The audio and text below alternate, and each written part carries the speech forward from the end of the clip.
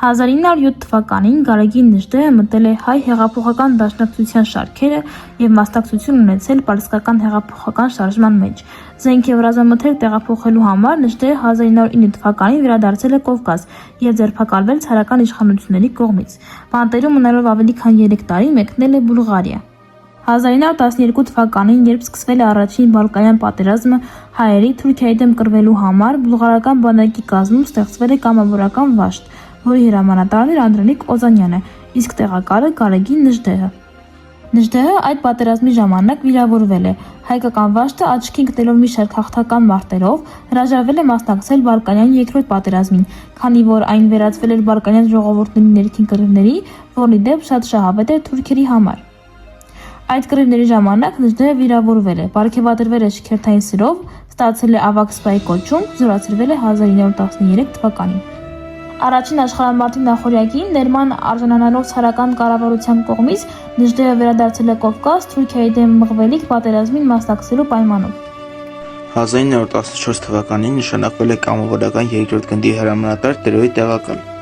1915 թվականի ապրիլին Նժդեհը Անդրանիկ Օզանյանի հայկական կամավորական ջոկատների կազմում մասնակցել է Թիրումնի ճակատամարտին, որը ղեկավարում էր հայկական կորպուսի հրամանատար գեներալ Թովմաս Նազարբեկյանը։ Ռուսաստանի կայսեր 1915 թվականի հոկտեմբերի 5-ի որոշմամբ բանակի գլխավոր շտաբի 1915 թվականի հոկտեմբերի 25-ի թիվ 563 հրամանով ռազմական նախարար, զորքերի գեներալ Պալիվանովի և գլխավոր շտաբի հերթապահ գեներալ-մայոր Արխանգելսկու ստորագրությամբ սահմանվել է հրամանատարների կողմից տեղում կոչումներ շնորհելու պայմանները և կարգը։ Հայկական 4-րդ կորպուսի հրամանատար գեներալ Թովմաս Նազարբեկյանը ի կատար է ընդունել բանակի գլխավոր շտաբի հոկտեմբերի 25-ի թիվ 563 հրամանը և Դիրմունի ճակատամարտում Օսմանյան բանակի դեմ կատարած փայլուն հաղթանակի բարձր կազմակերպչական ունակությունների համար 1915 թվականի նոյեմբերին Սպա Գարեգին Տեր-Հարությունյանին Նժդեհին արժանացրել է ցարական բանակի կապիտան կոչմանը։ 1916 թվականին կամավորական երկրորդ գունդը լուծարվել է և Նժդեհի ջոկատով անցել է Ալեքսանդրապոլ ու միացել Վան կողբի ռազմաճակատի հատվածի հրամանատար գեներալ Թովմաս Նազարբեկյանի 4-րդ կորպուսին։ 1916-17 թվականներին Օսմանյան բանակի դեմ տարած հաղթանակների կողբի հարությանը փրկելու և անձնազոհության համար կապիտան Նժդեհը Թովմաս Նազարբեկյանի հրամանագրով արժանացել է Գևորգյան ոսկի խաչի 2-րդ և Գևորգյան արծաթե խաչի 7 աստիճանների պարգևներին։ Այս պարգևները տրվում էին մարտում ցուցաբերված անձնազոհության համար։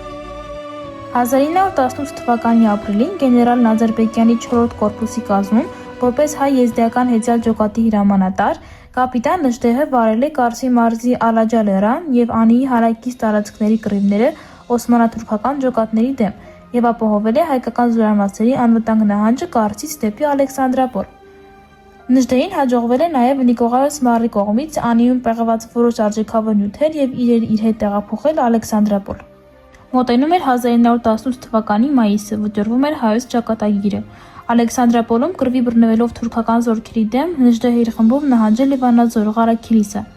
Այստեղ են նահանջել խոճապի մատնված բազմահազար հայ փախստականներ, տեղի ժողովուրդը նույնպես տագնապի մեջ էր։ Սակայն Նժդեհի գլխավորությամբ իրականացվող Ղարաքիլիսյա երրորդյա հերոսամարտով հայությունը հաստատել էր իր հարատևելու կամքը և այդ հավաքական կամքի զորացման գործում անշուշտ անուրանալի է Նժդեհի դերը։ Ղարաքիլիսայում վարած կռիվների համար արժանացել է ամենաբարձր քաջության շքանշանի։ 1918 թվականի նոյեմբերին Հայաստանի Հանրապետության կառավարության որոշմամբ կապիտան Գարեգին Նժդեհը նշանակվում է Նախիջևանի զինվորական ղեկավար։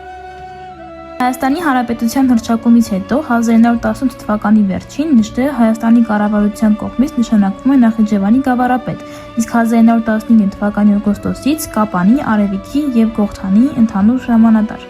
Նժդեհը երբեմն ստիպված է լինում չհնազանդվել վերին իշխանության հրամաններին, մասնավորապես երբ Ալեքսանդր Խատիսյանի կառավարության կողմից նրան հրամայված էր գաղթեցնել պաշարված Գողթանի հայությունը, Նժդեհը մերժել է այն և փոխարենը սրբել է ու տեղահանել գավառի թուրքական բնակավայրերը։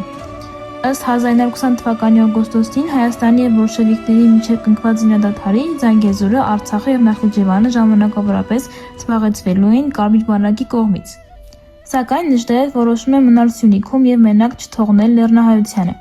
Այդ ծանր օրերին էր, որ Նժդեհը հղացել և գործի է դրել Դավիթբեկյան ուխտերը։ 1920 թվականի օգոստոսի 25-ին Կապանի Կավարտ գյուղի եկեղեցում Նժդեհի զինվորները ուխտ են արել Դավիթ Բեկի անունով հավատարիմ մնալ հայերենի երկրի